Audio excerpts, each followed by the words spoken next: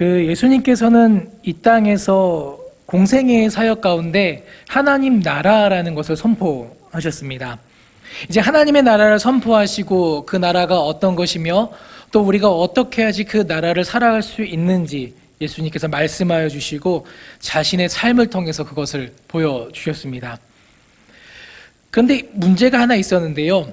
많은 사람들이 살아가고 있던 그 당시 삶의 모습과는 예수님께서 제시하던 하나님 나라의 삶의 모습이 많이 달랐다라는 겁니다. 예수님의 주위에는 많은 사람들이 있었습니다. 그 사람들은 예수님의 말씀을 듣고 항상 고민했습니다. 그것은 그 제자들도 마찬가지입니다. 왜냐하면 예수님이 하시는 그 말씀에 따라서 자신의 삶을 내어 바칠 마음이 그들에게 없었기 때문입니다. 그리고 그들 마음 가운데 그런 삶을 살아갈 수 있는 용기가 없었다라는 겁니다. 왜냐하면 예수님의 그 말씀을 듣는 모든 이들의 삶의 방식에 근본적인 변화를 예수님께서 원하셨기 때문입니다. 그저 한순간의 깨달음, 감동, 어떤 감격, 이것으로 끝나는 것이 아니라 예수께서는 그 말씀을 들음으로 말미암아 그 삶의 방식이 변화되어지는 자리까지 그들이 나가기를 원하셨기 때문입니다. 예수님의 그 부르심은요, 지금 예배를 드리고 말씀을 이어나가고 있는 우리들에게도 유효합니다. 예수님은 우리를 부르실 때 단지 우리의 어떤 삶의 일부분, 감정, 어떤 지식적인 측면만을 부르시는 것이 아니라 우리의 삶의 변화를 예수님께서는 요구하신다라는 겁니다. 이제 그 부르심을 들은 사람은요, 크게 두 부류로 나눠지게 됩니다. 쉽게 나눠보자면요, 그 요구에 순종하는 사람과 순종하지 않는 사람입니다. 순종하는 사람은 하나님의 나라를 살아가게 됩니다. 하나님의 나라를 이 땅 가운데 맛보며 그 나라를 누리게 됩니다. 하지만 순종하지 못한 사람은요, 우리가 쉽게 말하는 명목상의 그리스도인의 삶을 산다라는 겁니다. 더 나아가서 어떤 삶을 살아가게 됩니까? 위선된 기독교인의 삶을 그들은 살 수 있다라는 겁니다. 예수님의 시대, 그러한 삶의 대표적인 사람들이 바로 이 바리새인들입니다. 누가복음 16장에는요, 우리가 함께 읽을 오늘 본문 16장에는 돈에 대한 비유들이 등장을 하고 있습니다. 오늘 본문 앞부분에는 이제 그 불의한 종의 비유가 나오게 됩니다. 그 내용은 뒤로 하고요. 그 비유의 결론은 이제 13절입니다. 우리 13절을 다 함께 읽어보도록 하겠습니다. 집 하인이 두 주인을 섬길 수 없나니 혹 이를 미워하고 저를 사랑하거나 혹 이를 중히 여기고 저를 경히 여길 것임이니라. 너희는 하나님과 재물을 겸하여 섬길 수 없느니라. 아멘. 하나님과 재물을 겸하여 섬길 수 없다라고 예수님께서 말씀하십니다. 그러나 예수님의 이 가르침은요, 그 시대를 살아가던 사람들의 욕망과 바램과 그 마음을 거스르는 그런 가르침이었던 겁니다. 그 시대는요, 하나님을 섬김으로 말미암아 많은 재물을 얻을 수 있었던 시대였고, 그 사회는 그것을 인정하고 용납할 뿐만 아니라 누구나 그러한 삶을 통해서 부자가 될 수 있다라고 선전하는 그런 사회였습니다. 거기에 앞장섰던 사람들이 바리새인들입니다. 본문 14절 이 한 절 말씀이요, 이 바리새인들이 어떤 사람들인지 잘 설명해 주고 있습니다. 제가 읽겠습니다. 바리새인들은 돈을 좋아하는 자들이라 이 모든 것을 듣고 비웃거늘. 이 모든 것이 무엇입니까? 예수님의 가르침, 앞선 재정에 대한 비유를 말하고 있는 겁니다. 하나님의 나라와 어떤 하나님과 재물을 겸하여 섬길 수 없다라는 그 비유를 듣고 바리새인들은 비웃었습니다. 왜냐하면 그들이 돈을 좋아하는 자들이기 때문에 비웃었다라고 본문은 이야기를 합니다. 그들은 하나님을 섬긴다라고 말했지만 실질적으로 하나님의 나라를 살아가지 못하고 있던 사람들이었습니다. 왜냐하면 그들의 삶의 중심 가운데는 이 돈이라는 것이 있었기 때문입니다. 이 돈이라는 것은요, 이 하나님의 존재에 대치되어지는 모든 것을 의미하는 표현이기도 합니다. 즉 하나님보다 우선시 되어지는, 하나님보다 우선순위에 있는, 하나님보다 앞부분에 있는 것을 이야기합니다. 여러분, 우리가 삶의 우선순위에 대해서 이야기를 할 때요, 가장 높은 것을 위해서 나머지 것들이 필요로 하게 됩니다. 1등을 위해서 2등이 필요하고요, 2등을 위해서 3등이 필요한, 이런 순차적으로 우리들의 삶의 우선순위가 채워지게 됩니다. 만약 재정이 우리들의 삶 가운데 1번에 있다면은 그 밑에 있는 모든 것은 그 재정을 얻기 위한 도구와 수단이 되어진다라는 겁니다. 재정, 명예, 관계, 우리는 이러한 것을 원하기에 그 시대 사람들뿐만 아니라 지금 우리도 하나님을 이용하려고 하는 그 죄된 마음들이 충분히 우리 가운데 일어날 수 있다라는 겁니다. 그 시대 하나님은 성리여 말씀을 가르치고 항상 신앙적인 삶의 방식을 강조하고 매일매일 그 안에 머물며 살아가던, 비록 잘못된 어떤 그 가르침 안에 있었지만 그 바리새인들도 그러했는데 하물며 그때보다 좀 더 느슨한 것 같은, 그때보다 좀 더 여유 있는 것 같은 신앙생활을 하고 있는 우리는 어떻겠습니까? 우리 주위에서도 이런 사람들을 어렵지 않게 찾아볼 수 있는 것을 우리는 알고 있습니다. 하나님은 자신을 포장하고 하나님은 자신을 더욱 돋보이게 하기 위한 도구로 여기는 사람들이 있다라는 겁니다. 기독교인이라는 가면 아래서 온갖 범죄를 저지르는 많은 사람들의 이야기를 요즘 뉴스를 통해서 우리는 자주 접하게 됩니다.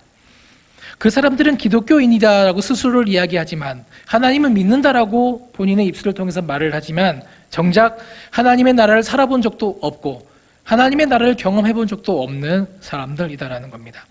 하나님의 나라는요, 오직 하나님이 주인이 되시며 또한 그 나라를 선포하신 예수 그리스도의 삶의 본을 따르는 자들에게 허락된 나라라는 겁니다.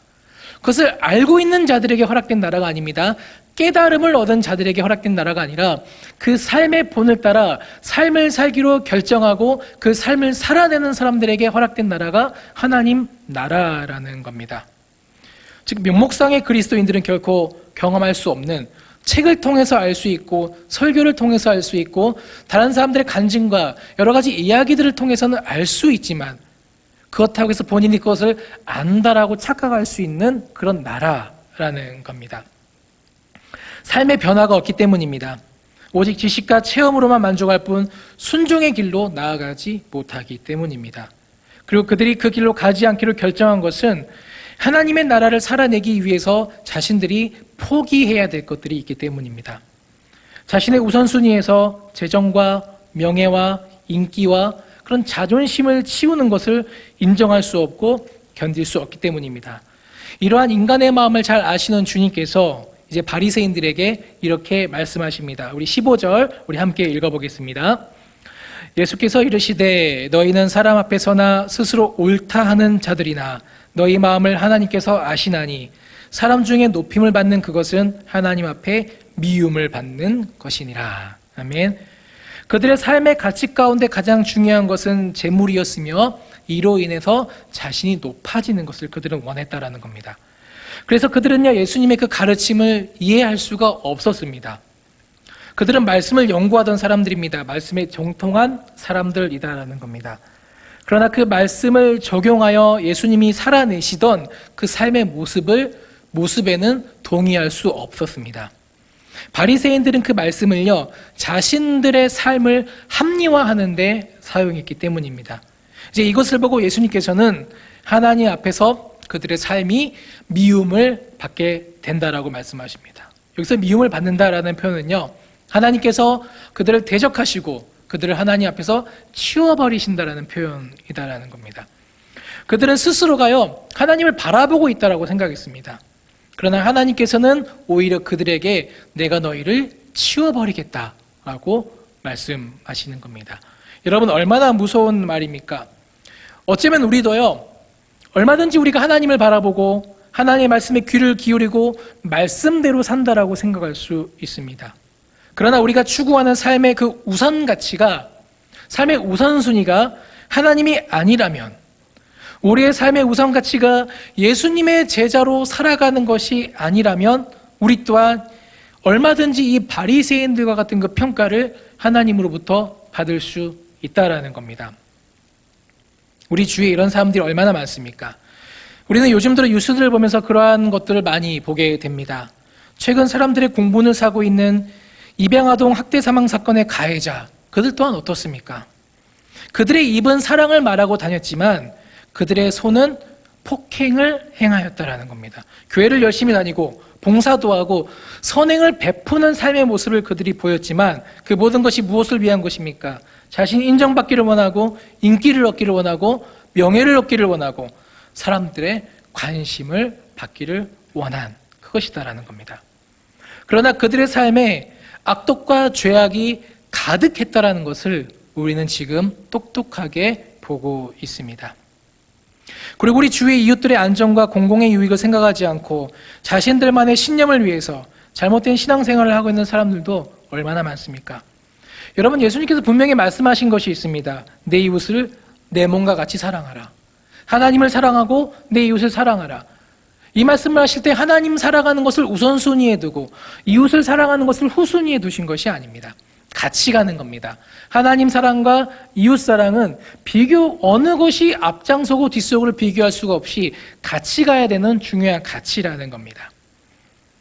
예수님이 우리를 바라보시는 것처럼 우리도 다른 이들을 위하고 사랑하고 그들을 위해 포기하고 헌신하는 삶을 살아라고 말씀하신다라는 겁니다. 그리고 이러한 삶을 살아가는 사람을 통해서 하나님의 나라가 세워지고 그 하나님의 나라가 확장이 되어지고 그리고 그 하나님의 나라가 실제적으로 이 땅 가운데 임하게 된다라는 겁니다.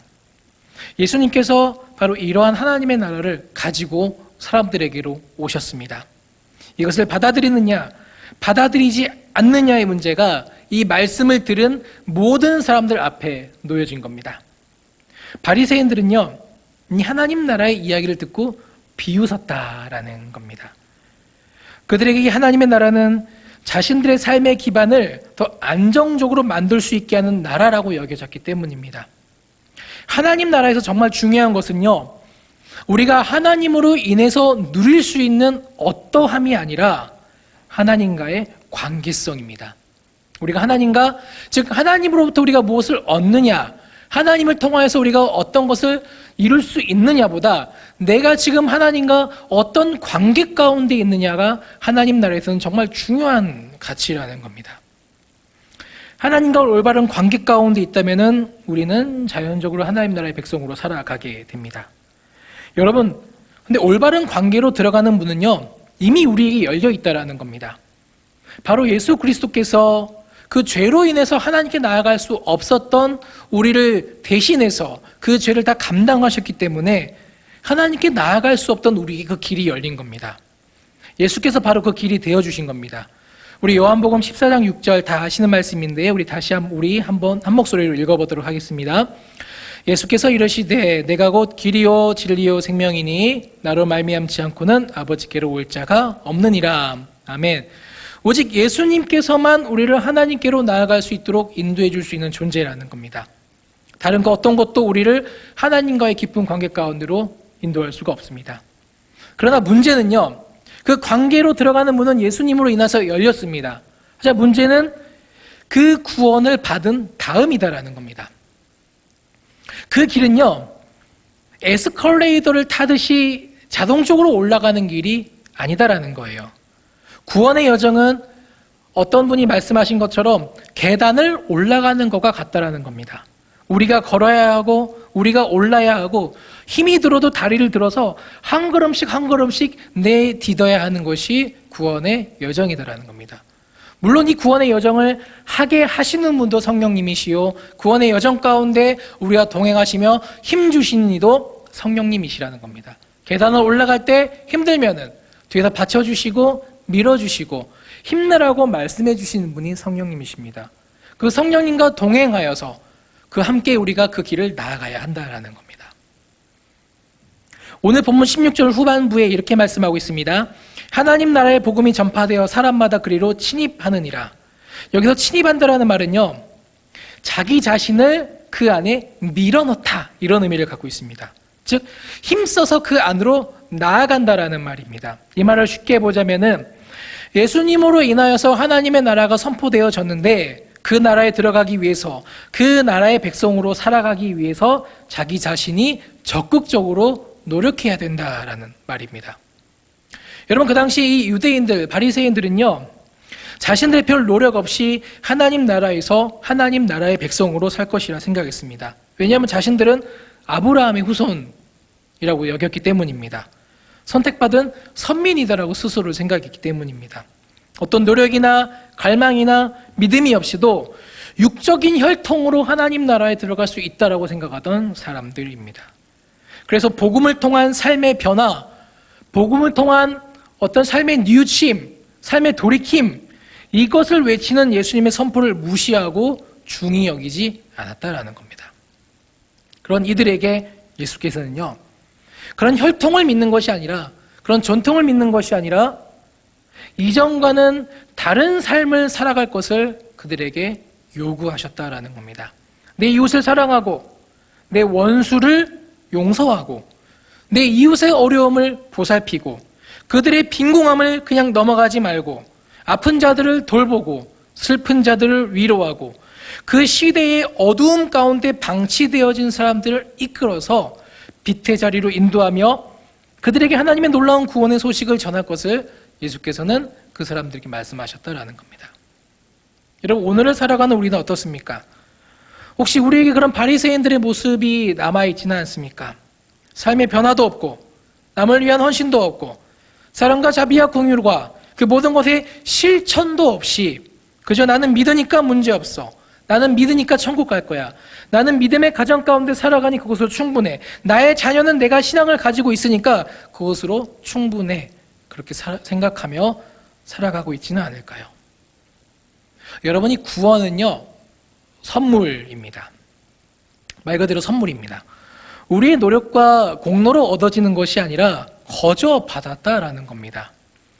그리고 구원의 은혜를 아는 자는 자신의 삶의 자리, 현재의 성품, 인격, 삶의 방식에 머무르는 것이 아니라 그 구원을 허락하신 예수의 가르침을 그 삶으로 실천하기 위해 노력하고 애쓰는 삶을 소망하고 갈망하게 된다라는 겁니다.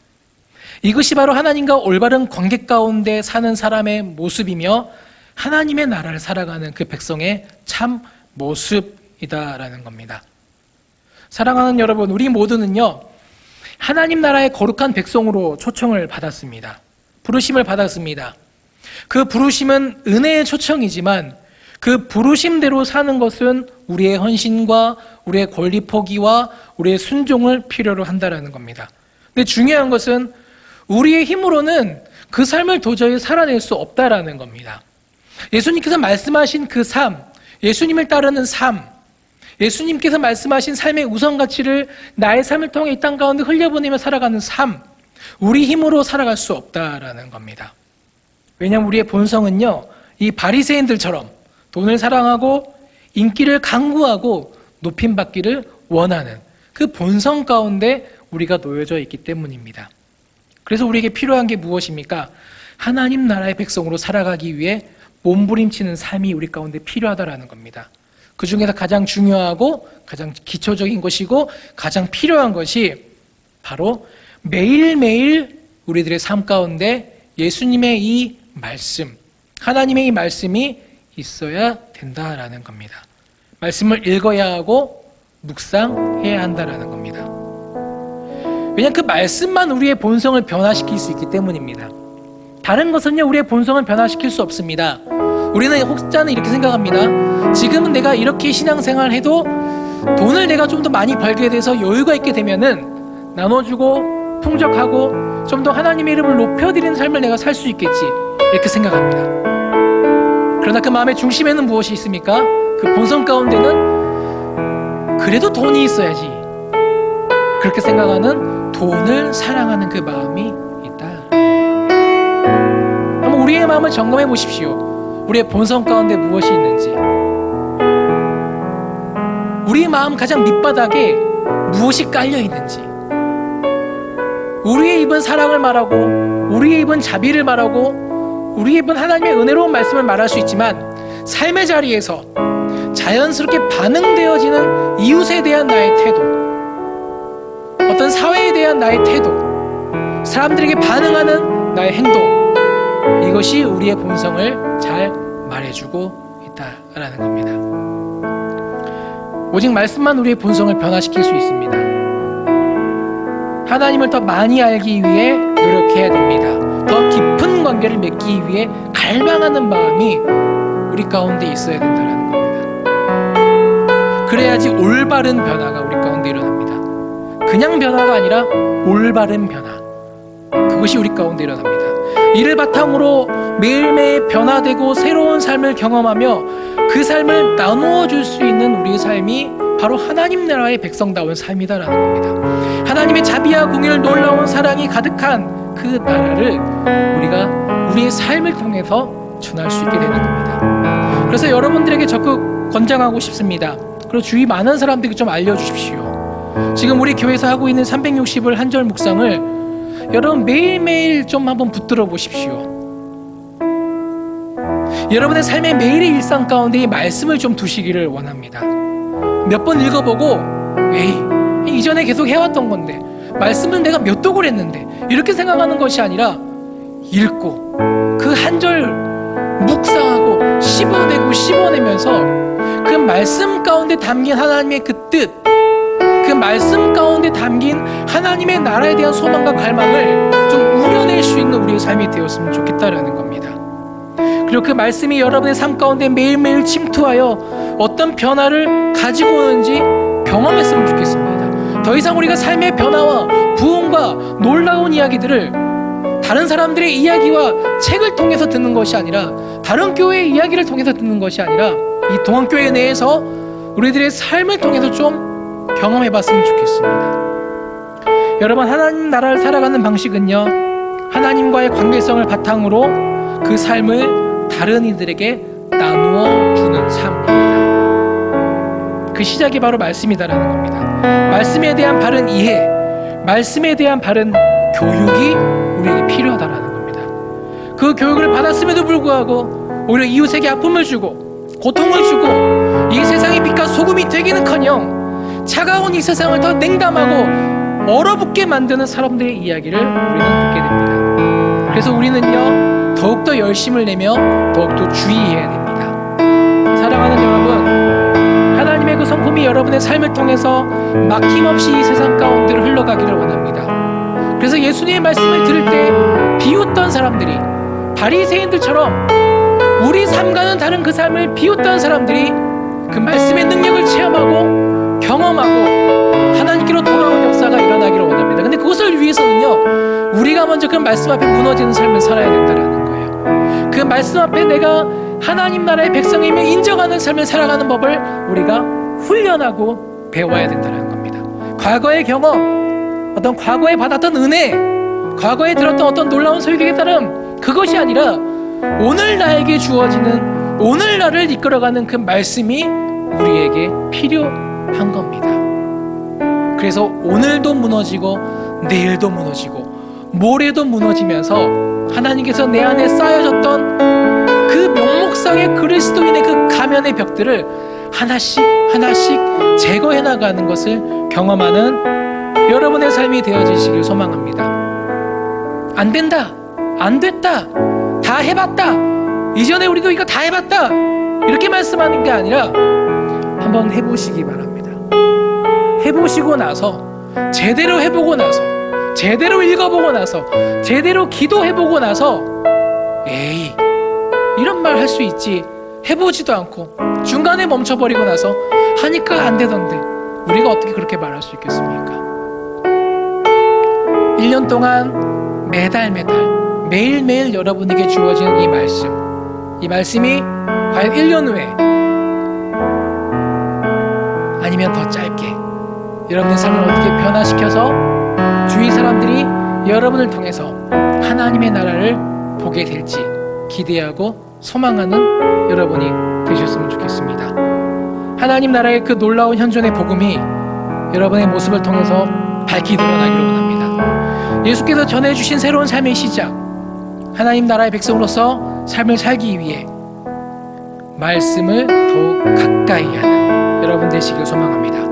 말씀을 통한 삶의 실제적인 변화가 올 한 해 우리 가운데 가득하기를 소망합니다. 그리고 말씀을 통한 실제적인 변화가 우리 교회 안에 가득하기를 원하고, 실제적인 변화가 한국 교회 안에 가득하기를 원하고, 실제적인 변화가 이 나라를 하나님 나라로 온전히 변화시킬 수 있도록 한 걸음 한 걸음씩 나아가는 여러분이 되시기를 소망합니다.